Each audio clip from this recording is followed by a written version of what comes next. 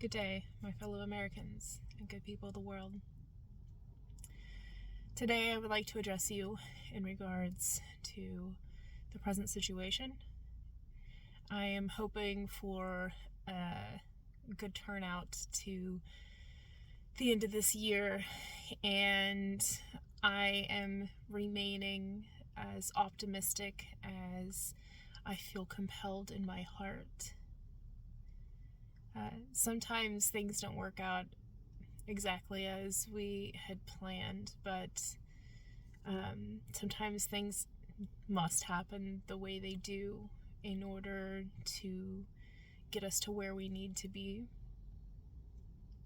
And so I'm hoping that that's going to be enough for people to see the silver lining in the way things are, we'll say, panning out at the current moment. There's not going to be a complete reversal of the negative trends that we're experiencing right now. It's not going to be an automatic thing. It's not going to be all of a sudden. We're not going to just wake up one day and everything's perfectly fine. There's going to take a lot of intentional effort and good work put in order to make a difference in the ways that are necessary. But I still have hope for humanity, and I have hope for the world, and I'm going to be that persistent voice that is going to consistently say that things can and will get better as long as we intentionally put forth our effort. And so what I'm hoping to accomplish coming to this year's end is the closure of some, past situations that have come to be and that have brought us to where we are. And we have to find a way to be grateful for the things that have happened, no matter how painful they are or they have been. We have to be grateful for those things because they are preparing us for something that is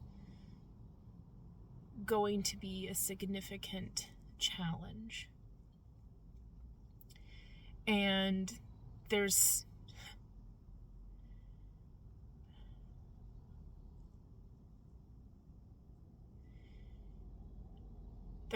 not going to be any, easy way to go about doing this. I think the solution to our problems is very simple, but simple doesn't mean easy. I think some aspects of things can be made easy in a sense of trying to lessen the burden of what we have to experience and what we're going to have to undertake,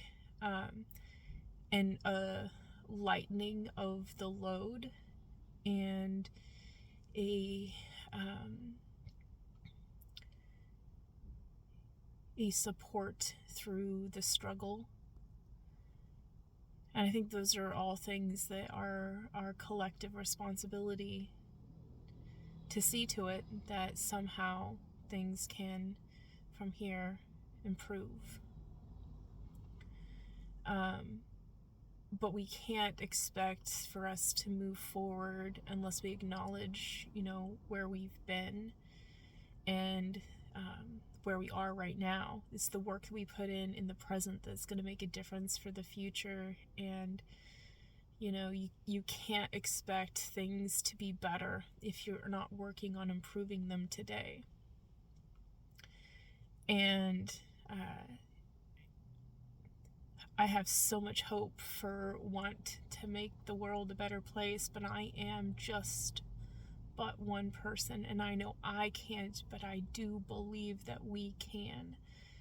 And together we can make a difference in the right ways and do it every single day, and it can lead us in the direction where we need to go and where we would actually want to go. And one of the main things that we need to do is to really find a way to begin a process of healing healing from the negative outcome consequences of past and prior decision making and misplaced trust, and the significant amount of misunderstandings that we have been situated into because of past and prior decision making. I honestly believe that what it's going to take is a culmination of a collective cultural shift and the intentional development of a scaffolding for our lives in order to produce a way of living, and that those two things together, our culture, our collective cultural shift, and the scaffolding for our lives, will make up an ontology, a way of living that is conducive to where we are trying to get ourselves to go and what we're intending to do. And as I see it, the only way we're going to get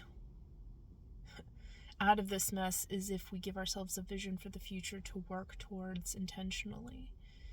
And I believe that is welfaring stewardship. I've always believed that. I believe that we have to have some sort of mutual agreement that we're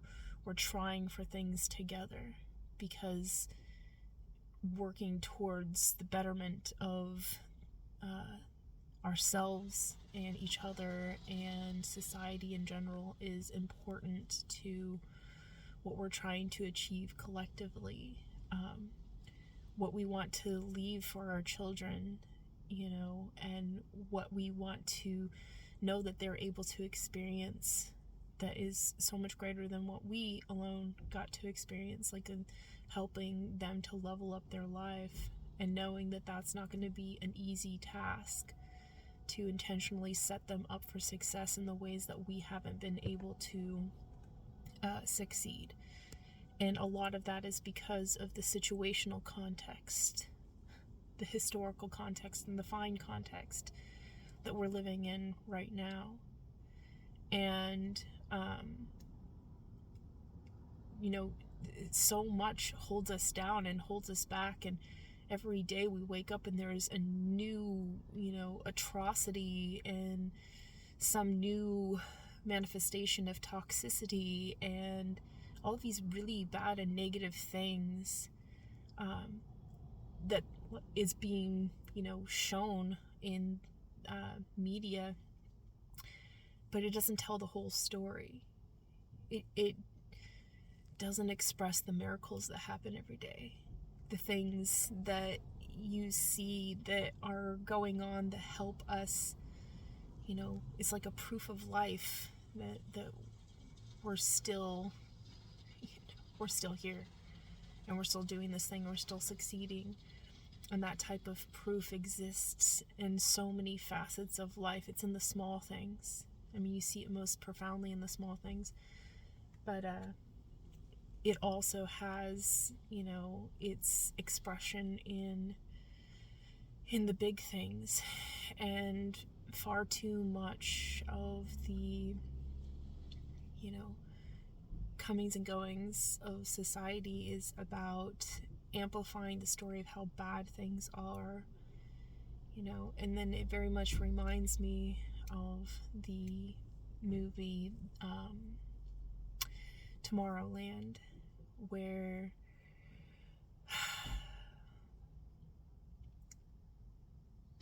there was so much hope for this positive, brilliant, fantastic, amazing, awesome future. It was like tomorrow made yesterday jealous, because tomorrow was so awesome, but spoiler alert, in that movie, it was the constant focusing on the negativity that made things perpetually get worse. And it's like nobody was focusing on the good and what can be done to make things better and to set things right. And then you have all these people in positions of power who gave up on the hope for things to improve. And I have been in that exact position so many times where I'm like the voice of hope, of being like, well, what can we do to change this? Why don't we try these things that could give us a chance for success, no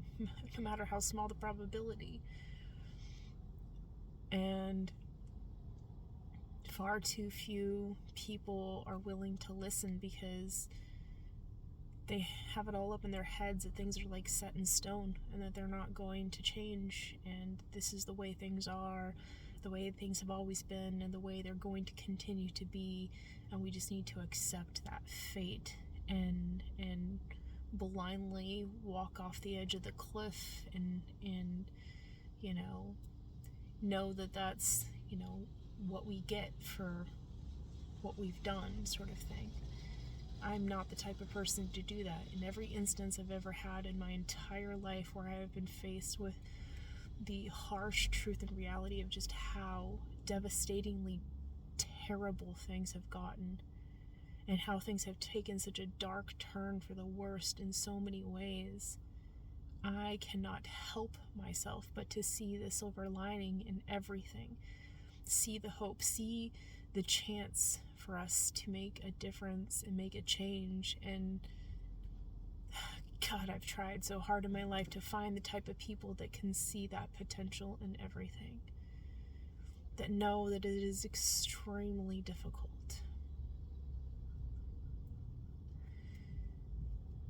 It's extremely difficult to just accept things as they are and not willingly change it. At least it's difficult for the people that recognize that there's so much that we can do. There's so much that we haven't done, so much that, can be accomplished. And I've spent a significant amount of my life trying to convince people of that. But, it's like people's ears have been tuned out to hear that song, And the people who I have found who have that, resonant belief are those who practice Rastafari, and mostly for the fact that the way that they go about life is knowing that Babylon is set in its ways, and the whole point of its existence is to make life hard on people and to steal away the light and the joy from the world, even though that's not what anybody wants.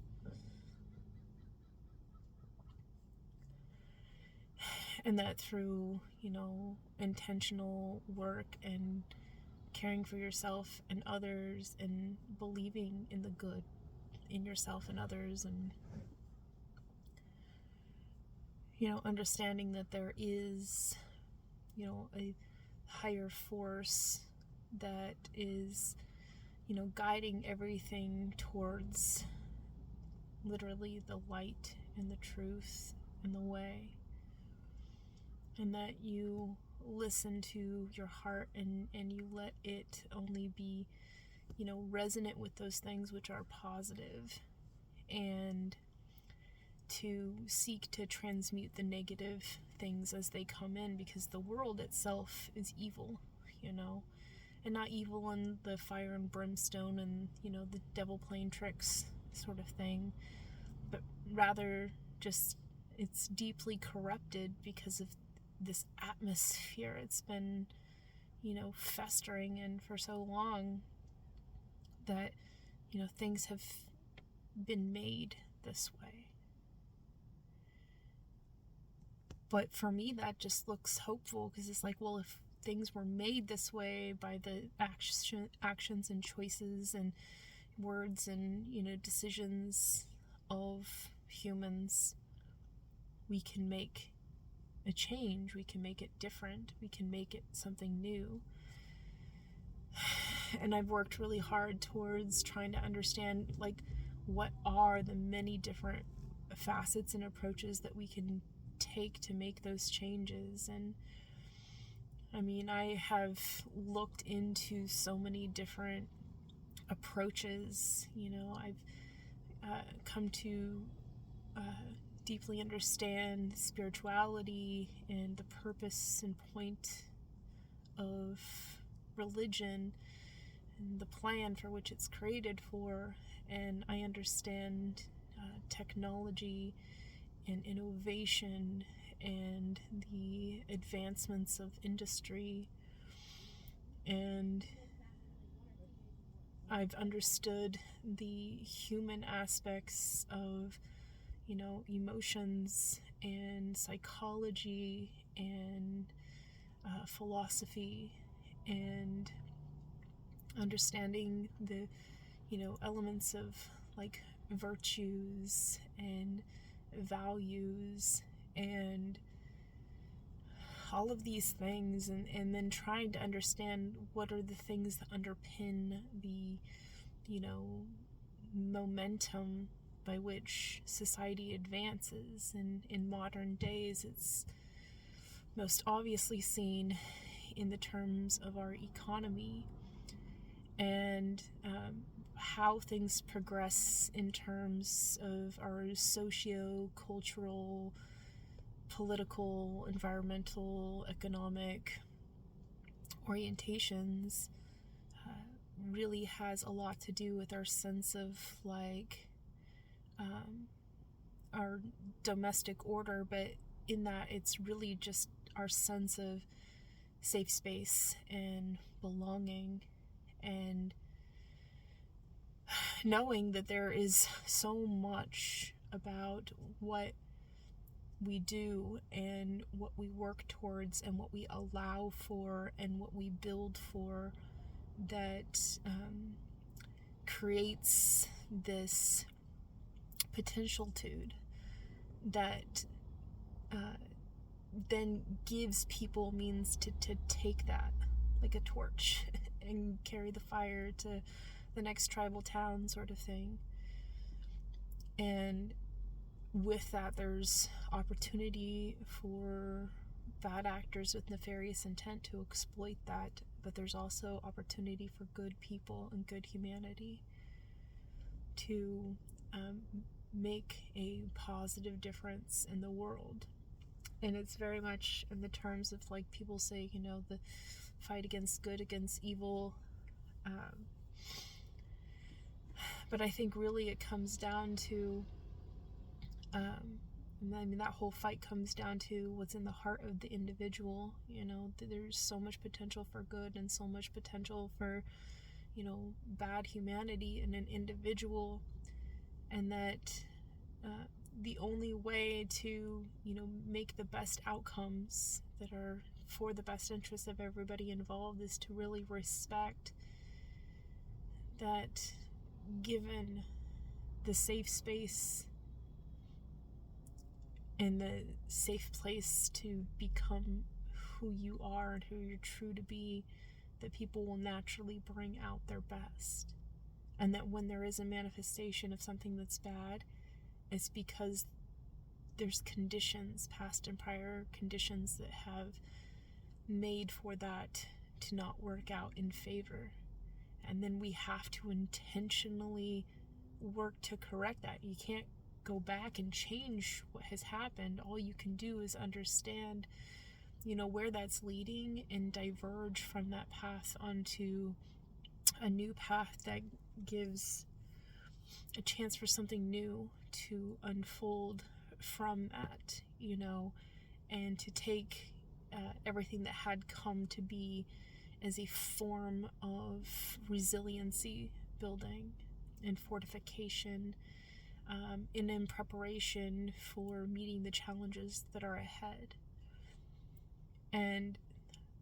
a way to heal the pains and the wounds and,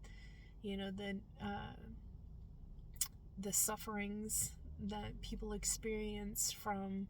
grief and loss and suffering and pain and struggle and these sorts of things, which I believe is most positively healed when there is hope that things will change and will be better, and that this will not have happened in vain, that we can somehow, transmute the negative and turn it into a positive, and that purification will not be in vain. And it has to be something more than just like accepting your lot in life. There really has to be an intentional, transformation that is obvious, and it's significant, and it is full of potential and hope that it can resolve this problem so we don't have to face it again. And those are the types of approaches we need to be taking when we're considering what are we going to do in response to things that happen? What are we going to do to set things right,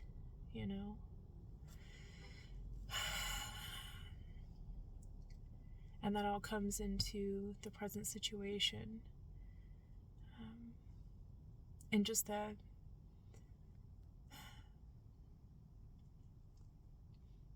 in just recent days, we've had a significant display of violence in many different parts of the world.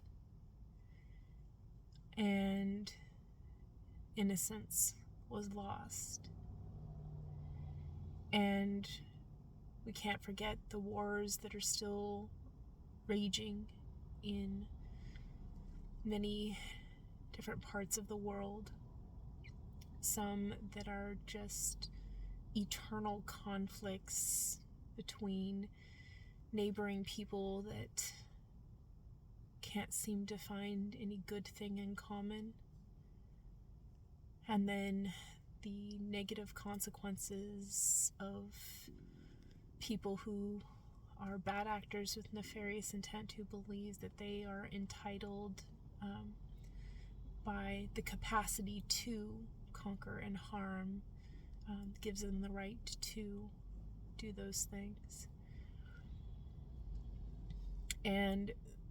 you see all these people trying to rig systems of peace, but they're based off the same premise that didn't secure peace, before. And here it is, sparking back up, and there's no assurances that that's going to be a continuum of lasting peace. And it's really just frustrating because, it's the existence of violence in the world, and then the opportunities for violence to spark up, and not enough of the sensibilities of good humanity and the importance of that, and then the challenge to always be that and be in practice with that, and the protocols for it. This absence of the type of vision that gets people involved in doing good and being good. These are all contributing factors as to why we still have so much violence and war and hatred in the world. And I believe all of it all boils down to the same thing. It's a misunderstanding. And the only way to solve for this is to better understand each other, ourselves, the situation that we're in, the historical context, situational context, and the find context. and this vision of what is to come, what we're trying to achieve and get at together, and then what we have to do to resolve that, you know. You're certainly not going to find any resolutions of peace on any sort of continuum of progress for good humanity if we are ignoring the tragedy that humanity is facing on every front. And for the legitimacies of our institutions that we've established over time to try to get a handle on these things, to prevent bad actors from nefarious intent getting away with doing harm to the world, wreaking havoc and causing chaos and stoking mayhem, these sorts of things, those institutions right now are all on very shaky ground, you know. And the institutions by which we have established moral legitimacy, like religion and things like that, those are faltering because they don't instill a lot of hope in the world when those institutions don't seem to be enough to prevent, you know, people from going bad and turning bad. And I just keep thinking it's like it's a lack of purpose, a lack of vision, a lack of determination and involvement that is a lot of the reason why people, you know, are falling into these traps of being bad actors with nefarious intent. And so I believe, you know, the best course of action is to, you know, intentionally set ourselves up for progress, really work towards something together that, you know, is only achievable when we work on it together. And for that to be so compelling and, you know, so accessible to everybody that, you know, the interests of people vesting their time, effort, and energy into things that are of, you know, a nature of violence or harm, people will cease to invest themselves in those sorts of things. And to accept that along that continuum there are going to be some people that are so set in their ways, so incapable of changing their heart or their mind, there's just no hope for them to reconcile anything good within themselves, and they are lost souls. And the best that can be hoped for in those situations is to make sure that when those bad actors go wrong, that we don't go wrong with them. You know, it's an extremely difficult thing to do because evil is so powerful in a sense of its capacity to instill fear and anger and hatred and resentment, and those are high peak energy fields that are short-lived, but they're high enough in concentration that they can cause people to lose their minds and do things they wouldn't otherwise do. And the only resolution to that is love and compassion and respect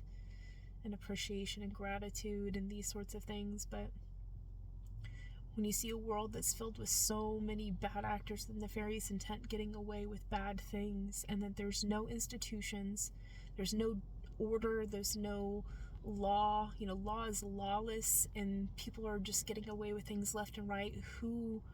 you know, where are the helpers? Where are the people that are going to come in and step in and say, enough is enough, and put an end to this? You know, we see right now, we have gun violence proliferating throughout the world, and we see it here in places that are supposed to be, you know, safe spaces and innocent places, and places where we don't have to look over our shoulder and worry about whether or not we're going to be safe. And in an instant, life is gone because some bad actor made a bad decision to act on violence and do violence against personhood and violence against innocence. And in times like that, we need to have a call to act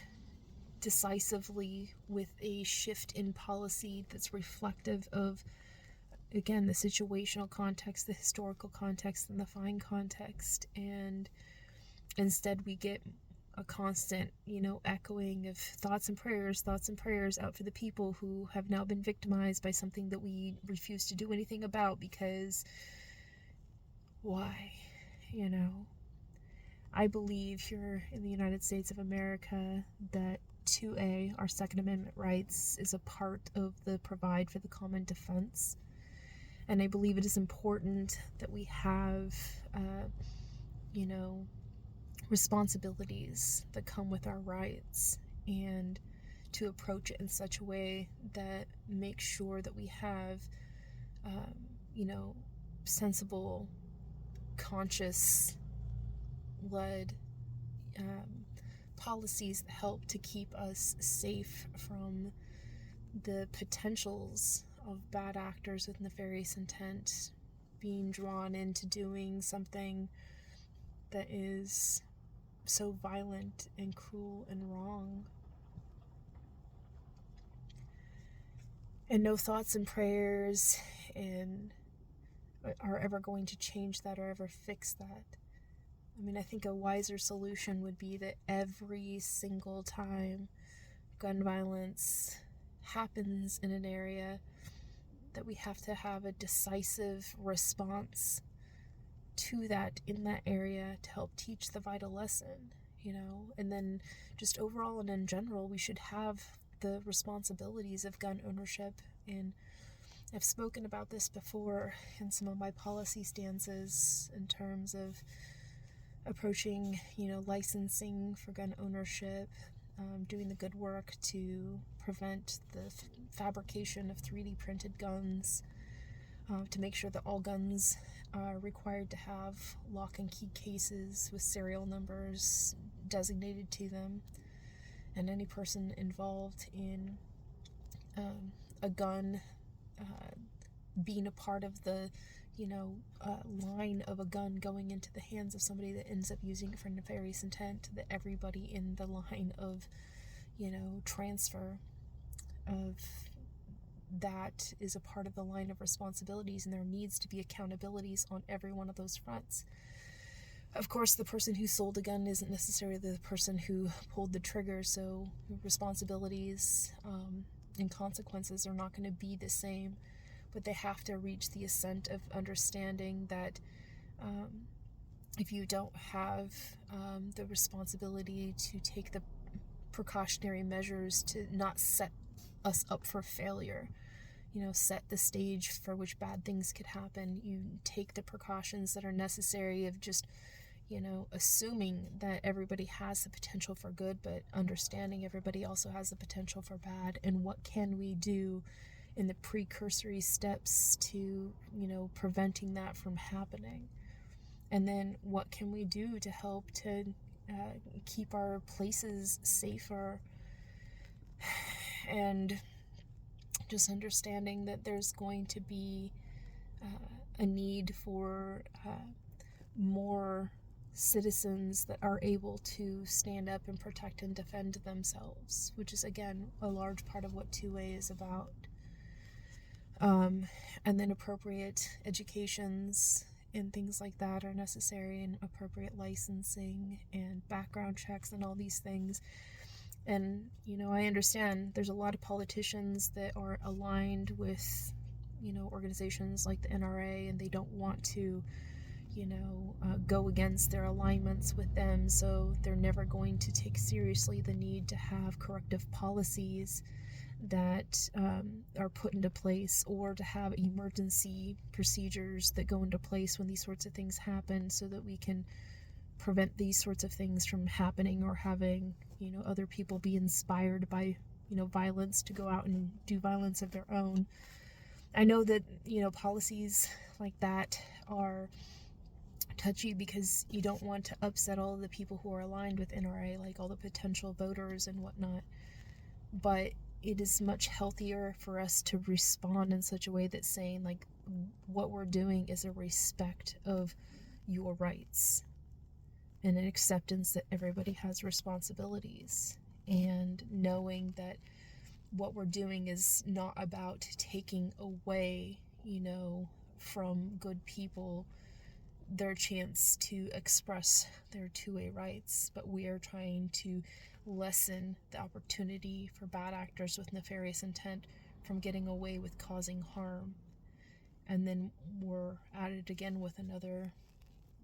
senseless tragedy we have to deal with. And that no, alignments with an institution or an organization is justified enough for us to just consistently turn our backs on the innocence of the world that needs our protection. I think it more of a pride and a prestige for us to step up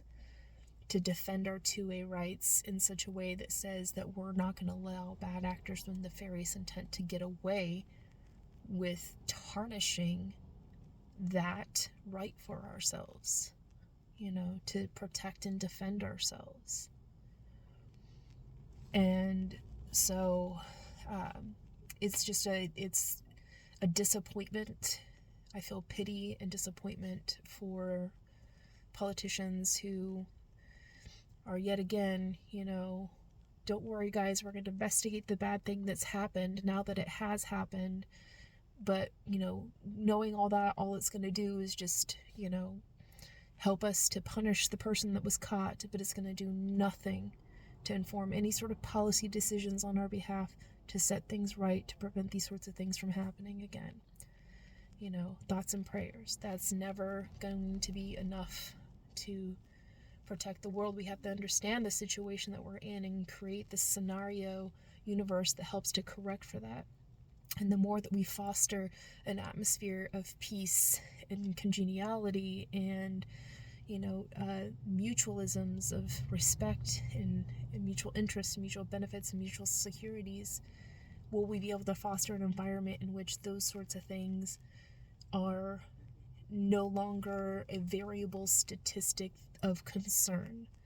that it is something that is innovated out. It's through innovative policy approaches, innovative infrastructure approaches,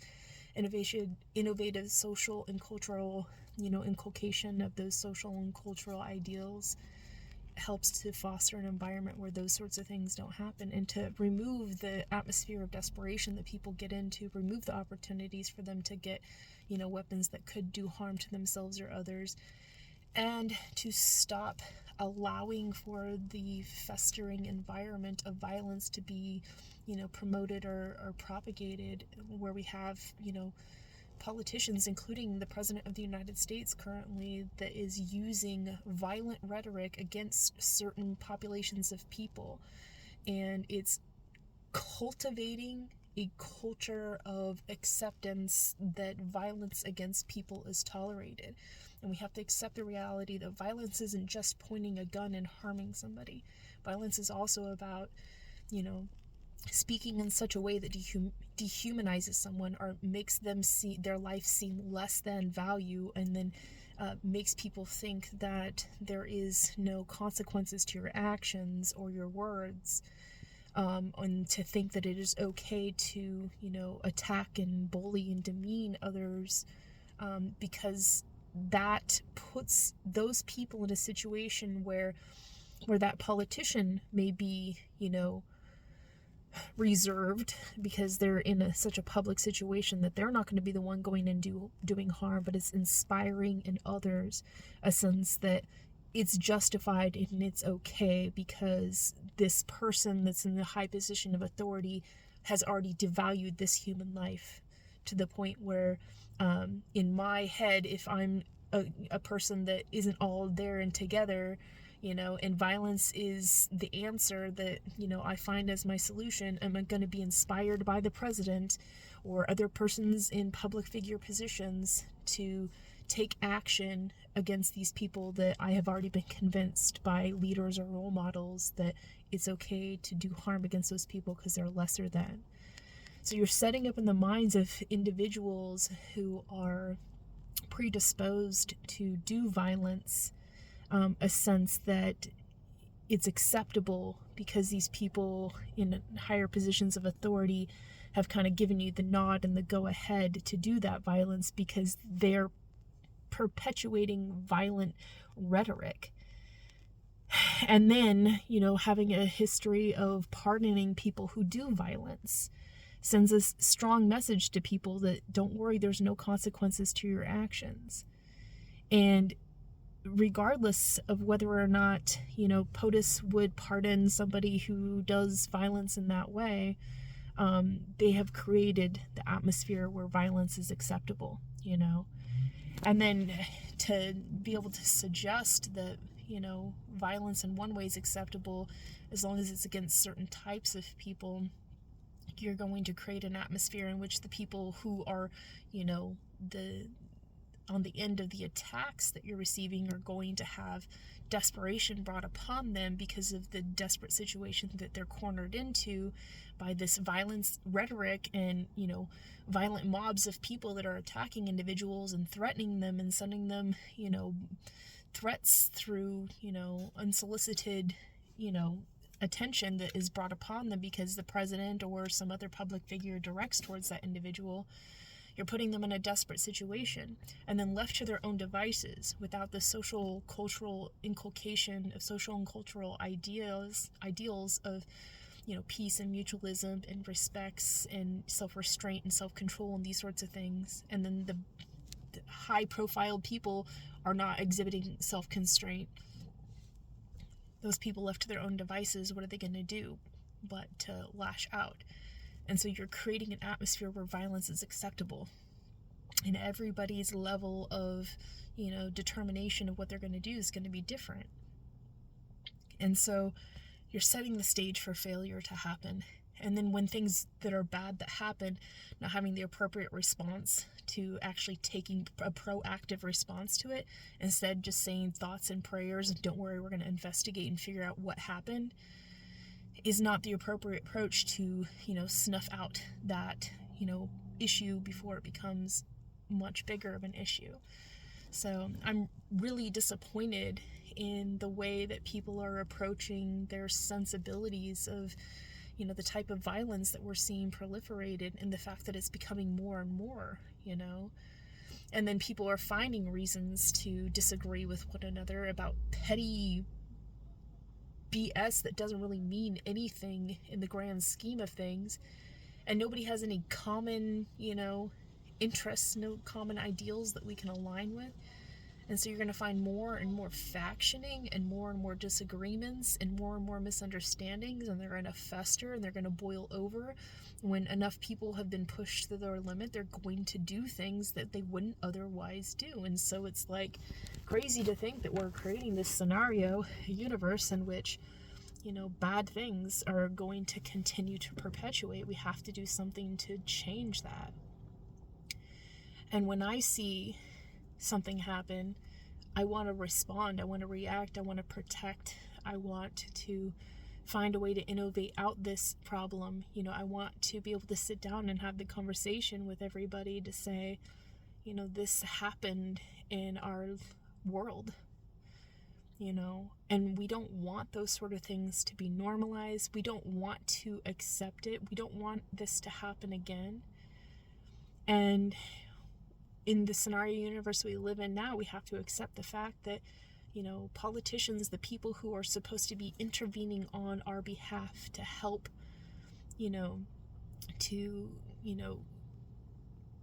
be the appropriate moderating influence in our lives to make sure that negative things don't happen,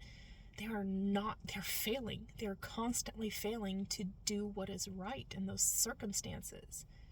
And I don't think it's justified to have some extreme knee-jerk reaction and, devotion of retaliation and there will be vengeance. I don't think that at all is the appropriate approach either. We need moderation in this, and understanding, like, the situation, it was only an inevitability. It was a potentiality in the scenario universe, and these things were bound to happen. It was just a matter of time. And so if we want different outcomes, we need to create different situations, different options, different choices. and to take decisive action that helps wake everybody up and help them to realize things are different now. We're doing something different now, because what we were doing before obviously didn't work, because look where it's gotten us at this point in time. And the point isn't to, take away people's rights and take away people's liberties and take away people's freedoms to the point where they're massively controlled by the government or, some, force that is, more powerful than them or whatever. It's rather to empower the people and to give them agency, to give them control, give them, the resource, and give them, if necessary, the capital in order for them to start investing in the ways that are going to help to solve for that problem, to innovate it out, make sure that it doesn't exist anymore. In the case of a school shooting, like what sort of apparent resources can we help to ensure that schools have, so that they have, early response and early detection and, ways to help to solve for the traumatic stress that people are going to be experiencing in the aftermath, these sorts of things. Like what sort of, our first responders and things like that are obviously doing the right thing, but we need to do something more in the immediate circumstance and in the aftermath. And we also need to do things in a precautionary way to understand this is a potential tude, and how might we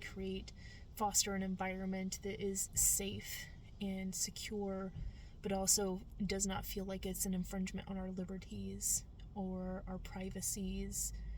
or our freedoms and these sorts of things, and to vest with intention the creation of those sorts of things, and then help to establish best practices across the board with, every other learning institution in schools, so that we have those environments that are safe for our children. And, in terms of, obviously there is a huge problem with religious factions having hatred, and seeing a intentional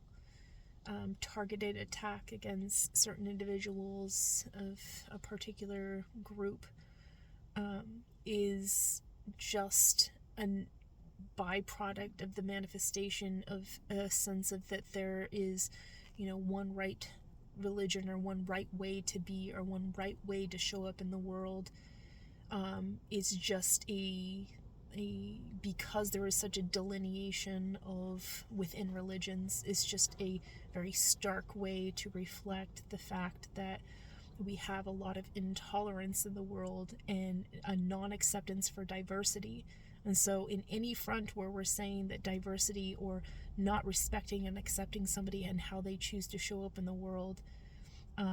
is only natural, there's going to be these excessive, extreme responses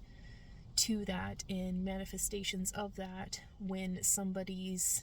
incapacity for tolerance has boiled over in some way where they've been led to believe that the appropriate course of action when you have a disagreement with somebody or, you dislike somebody or you have, some sense of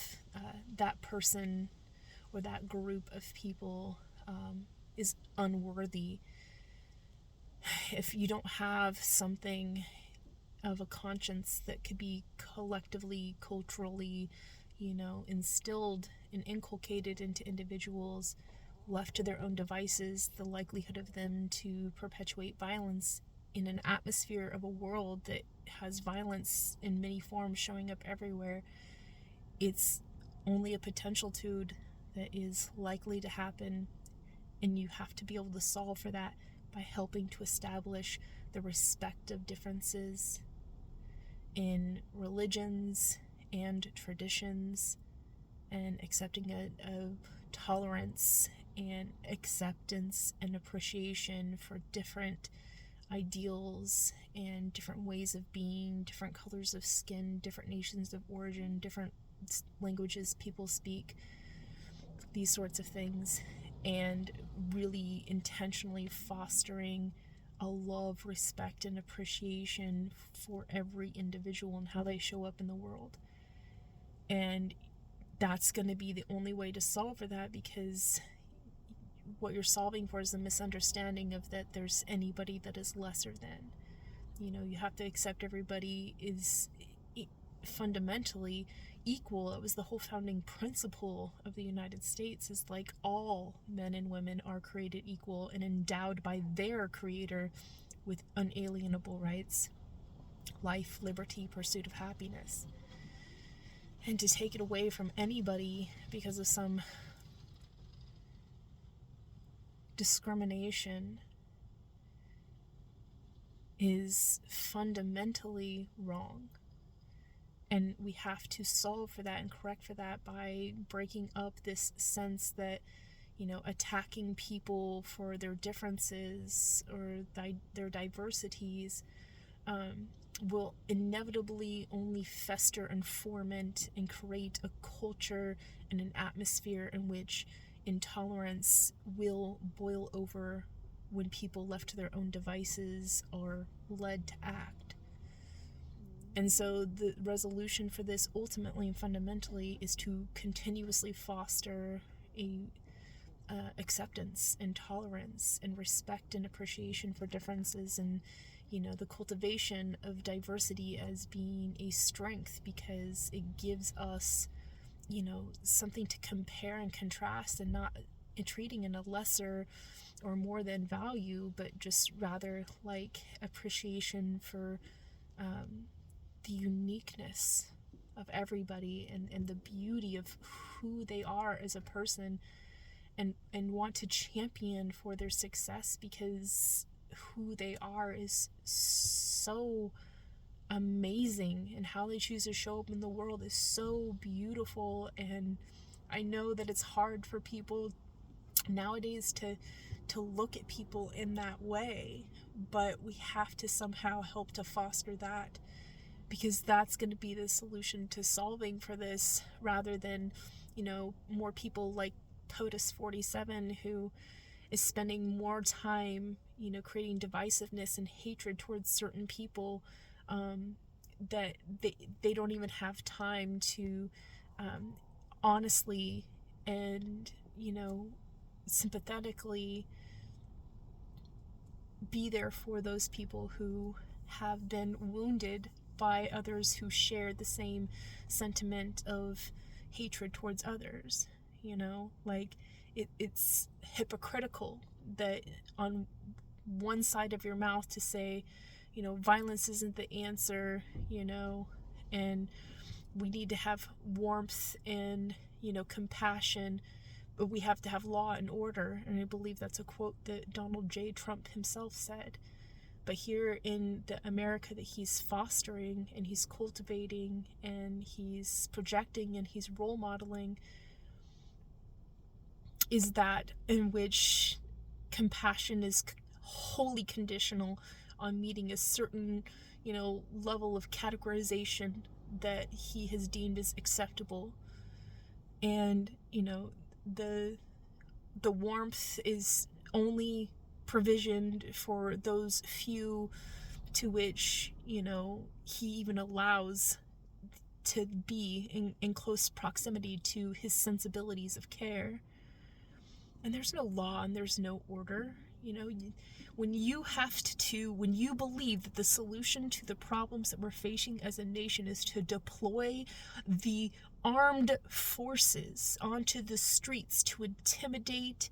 and to stoke fear and to patrol the streets, if that's your solution to things have already gotten so out of your hands of control, you've lost the point of the exercise. You've lost the power to make a difference. There's nothing pragmatic about that at all.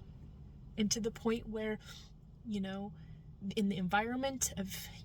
hatred and violence that he's festering and he's stoking, just the atmosphere of it in general. It's not saying that he has to point to any certain person and say it's that group and that the violence is only going to happen towards that. He's fostering this entire atmosphere of violence, and it's seeping into the minds of people, and they're taking it as, well, that's the only way we can get along in this world, to the point where we had a young lady who was in the armed forces while on active duty, patrolling the streets.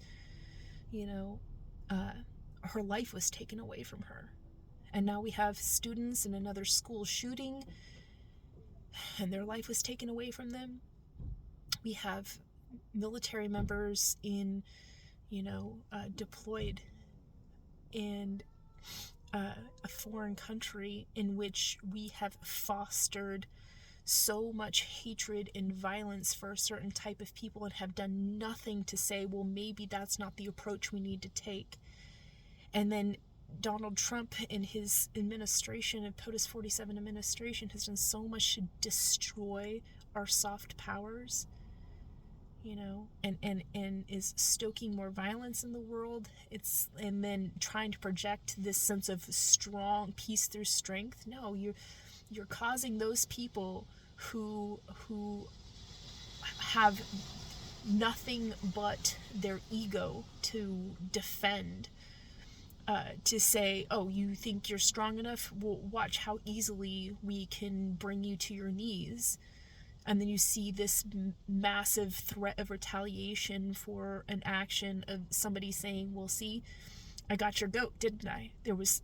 this one little thing is all it takes for me to be able to prove to you that you have a weakness and a blind spot that you're not paying attention to, and we can get to you.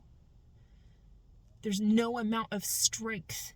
will ever be able to foster an environment where all people will be able to be safe from violence until we stop threatening more violence. Peace through sympathy and compassion, and our soft powers, and our diplomacy, and our sensibilities of our founding principles. All men and women are created equal and endowed by their Creator with life, liberty, and pursuit of happiness. And it's not to say that there aren't mindless radicals who are, so enveloped into violence and terror that, like, their hearts and minds are probably not likely to be changed in this lifetime. And that we can't just let them get away with what they're doing. We have to have a firm response of resolve to not allow for those sorts of things. But it's very different on how you present that in terms of, a resolute resolve, a persistence, a determination to snuff out the violence so that peace can prevail. It's very, very different than going in and saying we're almighty and powerful and we're coming after you. Like, the atmosphere of sensibilities that you're creating there makes a big difference on the types of actual experiences that people have. And so I really wish that we had better leaders that were able to better role model the experience of the difficult but necessary work, to put in the good work to make the world a better place, make it a safer place, to snuff out violence, to do the purposeful intent of trying to get everybody on the same page, to give us a collective vision that we can all move towards together, and for that to be something that is not factioned or categorically limited or, conditional to only a certain few people, but to create a thriving, welcoming situation that all people can thrive on. And to foster an environment and an atmosphere and a culture, and to help people shift into that in alignment of a continuum of an imperishable world peace, one that says that those bad things will eventually cease to be the dominant force of progress, the dominant culture, the dominant, dialogue, and the dominant rhetoric that we hear, and the dominant things that we see on media being performed. And I don't have all the answers right now, and I certainly know that I consider myself as being a role model for peace. But it is a challenge to do because I don't have the platform necessary to really be convincing to others, because so many people have worked so hard to be the noise of the world, that too much noise is happening, that not enough people have the capacity to attune their ears, to the intents and purposes of a voice of reason. Somebody who does have your best interest at heart and is really dedicated to making a positive difference in the world in such a way where many of these issues that we currently experience, which are not our nature, and this is not who we are, but to give us a vision of who we can become, and then a continuum by which we can progress along intentionally through purposes and intents and educations and inspirations to lead people into the direction where they can join in on being a role model of good humanity. My voice is small, but I know if we put ours together, there's a mighty roar. And I really believe that the more and more I listen to the voice of the people and I integrate it with my own, and I incorporate that into my policy frameworks, that I'm really finding a way to solve for a lot of these problems that we have, which are based on misunderstandings. And I am dedicated to continuously doing the good work to help bring that about and solve for some of the most intractable problems that we currently face. But I will always continuously champion for bringing out the best in people, and to believe in the redemption of all people, and hope that they will find their way back into a sense of peace and devotion to something that is, bigger than them alone, so that they never feel to the point where they're so desperate or hopeless that they have no way to rise, to elevate themselves, to ascend and avoid disaster, right? And with that, I'm really grateful for your valuable time, attention, and consideration. I continue to pray for peace and to hope that everybody has their own personal day of revelation where they wake up to the realization of we have to work together, towards creating an ever more healthy, sustainable, just, and peaceful world. And we're only going to get there if we can mutually agree on, mutual interests, mutual benefits, mutual securities, a reasonableness that says, don't just assume that things are going to get better, and don't just, resign to the end and expect that things will never, this is our lot in life. It's not a lot, but it's our life. Expect for things to improve, because you're going to put in the good work to make it improve, and anticipate that everybody's going to bring their best and do their best, because everybody has that potential, and inspire and encourage that in others, and to give everybody this vision of something we can work towards together, which is what I believe welfare and stewardship is all about. It's understanding there's something that can be done to set things right, to move us in a better direction, and that is a welcoming situation that everybody can be invited into, and from which everybody can thrive on. And so they'll turn away from, the potentials within them for bad humanity, and they'll turn and they'll embrace the good humanity that is also in potential in them. Because even though, fear and anger and, all of these negative emotions are super strong, they don't have lasting power. They don't have staying power. They don't persist. There's an end to them, and because they only can go for so long. But the resonant continuum frequency is that of what is best, what is good, what is righteous, what is helpful, what is hopeful, and what is love. And if we remain persistent in our determination to follow along such a continuum of an imperishable world peace, together we can make from this world a better world. With that, I'm grateful for your valuable time, attention, and consideration. Until next time, be well.